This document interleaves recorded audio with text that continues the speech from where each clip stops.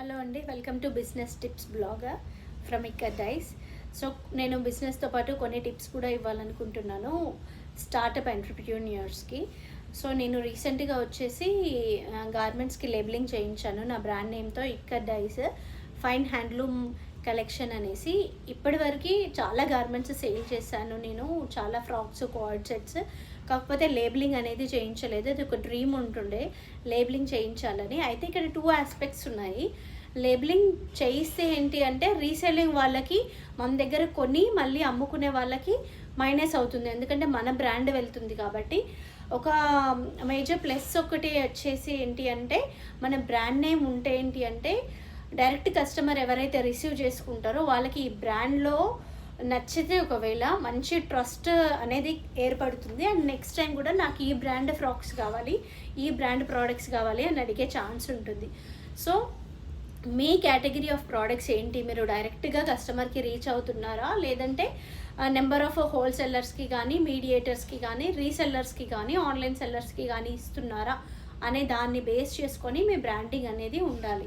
అయితే మీ బ్రాండ్ మీ company name డైరెక్ట్గా represent చేయాలా, లేదంటే ఓన్లీ వేరే అదర్ కంపెనీస్కి వర్క్ చేస్తున్నట్టయితే వాళ్ళ లేబులింగ్ అనేది కస్టమైజేషన్లో వాడుకోవాలనేది అనేది ఒకటి ఆలోచించుకొని లేబులింగ్ అనేది చేసుకోవాలి. సో నేనేంటి అంటే ఈ బ్రాండ్ నేమ్ చేయించాను కదా, సో ఇక్కడ ఏది నా కాంటాక్ట్ అనేది మెన్షన్ చేయలేదు. సో దట్ ఏంటి అంటే కస్టమర్కి మన బ్రాండ్ పట్ల ఒక ట్రస్ట్ ఏర్పడుతుంది.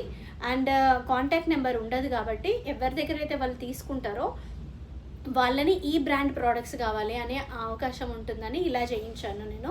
సో ఎవరికైతే నా ప్రోడక్ట్స్ హోల్సేల్లో ఆర్డర్ చేసుకుంటారో వాళ్ళకి లేదు మాకు అసలు మీ బ్రాండ్ ఏమీ వద్దు, మా బ్రాండ్ నేమ్తోనే మేము ప్రమోట్ చేసుకుంటాము అంటే వాళ్ళ లోగోస్ కూడా వాళ్ళ ట్యాగ్స్ కూడా మాకు ఇస్తే మేము కస్టమైజ్ చేస్తాం, వాళ్ళ నేమ్ లేబులింగ్ చేసేసి ఫ్రాక్స్ పైన ఇస్తాము.